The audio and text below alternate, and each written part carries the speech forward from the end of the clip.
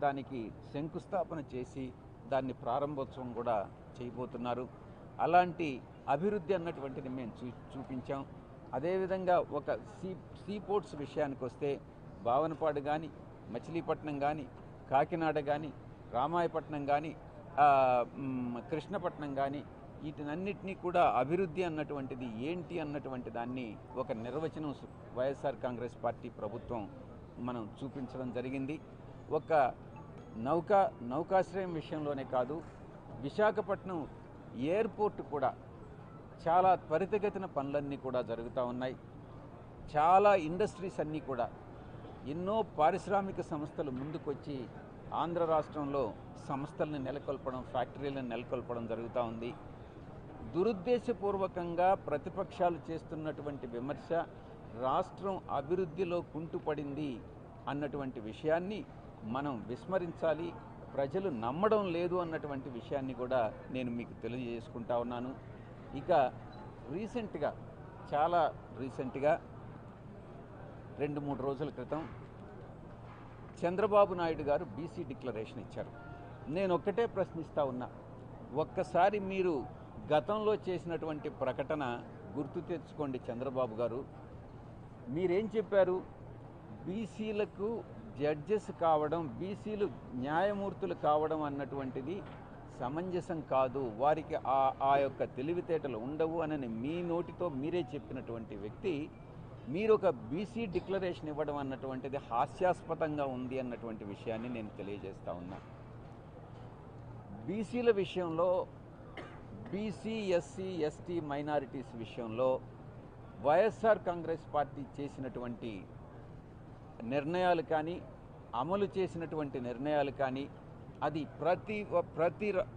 ప్రతి ఏరియాలో కూడా, అది సర్పంచుల విషయంలో కావచ్చు, వార్డు మెంబర్ల విషయంలో కావచ్చు, ఎంపీటీసీలు కావచ్చు, జెడ్పీటీసీలు కావచ్చు, శాసనసభ సభ్యులు కావచ్చు, శాసన మండలి సభ్యులు కావచ్చు, మంత్రివర్గ కూర్పు కావచ్చు, ప్రతి విషయంలో కార్పొరేషన్ మెంబర్స్ కావచ్చు, అదే సామాజిక వర్గానికి సంబంధించినటువంటి వివిధ కార్పొరేషన్లు వాటికి సంబంధించి కావచ్చు, ప్రతి ఒక్క విషయంలో కూడా ఆన్ అన్ యావరేజ్ తీసుకుంటే 70-75% బీసీ, 75%కు తగ్గకుండా బీసీ, ఎస్సీ, ఎస్టీ, మైనారిటీస్కి ఇచ్చినటువంటి ఘనత, పదవులు ఇచ్చినటువంటి ఘనత వైఎస్ఆర్ కాంగ్రెస్ పార్టీ ప్రభుత్వానికి, జగన్మోహన్ రెడ్డి గారికి దక్కుతుంది. ఈ రాష్ట్రంలోనే కాదు, దేశంలో ఎక్కడా ఏ రాష్ట్రంలోని చేయలేనటువంటి విధంగా, చెయ్యని విధంగా ఈ రాష్ట్రంలో జగన్మోహన్ రెడ్డి గారు చేసి చూపించారు. కాబట్టి చంద్రబాబు నాయుడు గారు ఈరోజు బీసీ డిక్లరేషన్ అనేది ఇవ్వడం ప్రజలందరూ కూడా నవ్వుకుంటా ఉన్నారు.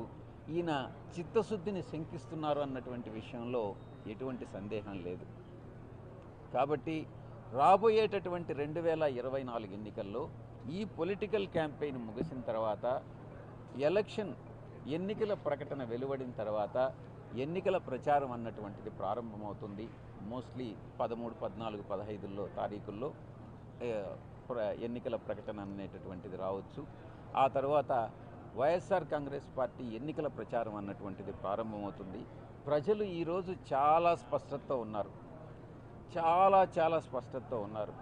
ఎటువంటి పరిస్థితుల్లో తెలుగుదేశం పార్టీ అధికారంలోకి వచ్చేటటువంటి ప్రసక్తే లేదు.